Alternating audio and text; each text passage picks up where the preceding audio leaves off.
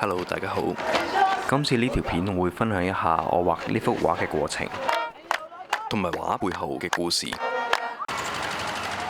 喺每一年嘅1月19號或者20號，埃塞俄比亞都會有一個好重要嘅東正教節日，叫做 Timkat。Timkat 喺當地嘅官方語言 Amharic 中嘅解釋係洗禮。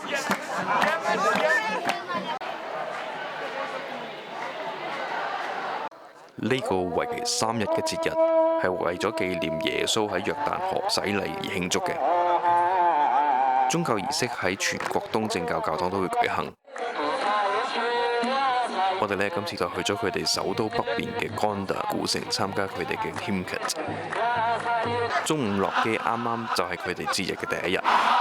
同一日，總統都嚟咗 Gondar。我哋喺機場就見到佢嘅飛機降落。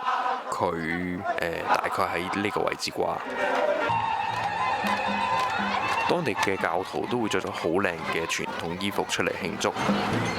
佢哋多數都係着白色衫。聽當地人講，着白色係代表潔淨同埋純潔。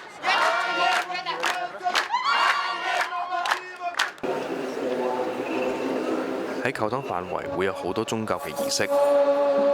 信徒亦都會喺街度熱烈咁慶祝，約埋親戚朋友一齊載歌載舞。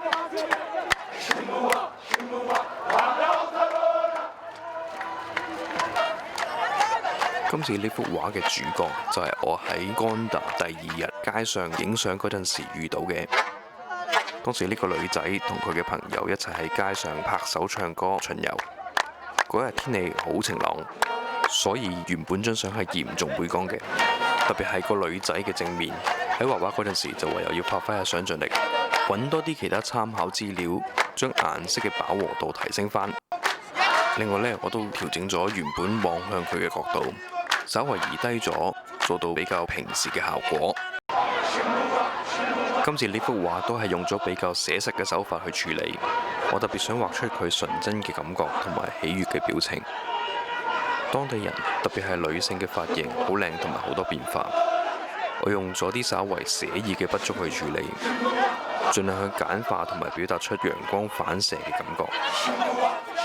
衫我都係用咗極度簡化嘅筆觸去表達，除咗筆以外我都用咗調色刀去處理，做出唔同嘅肌理效果，增加藝術感，亦都適當地去淡化衣服喺幅畫作為次要嘅角色。同樣道理，佢亦都刻意將手畫得簡化一啲。眼睛係畫人像嘅重點。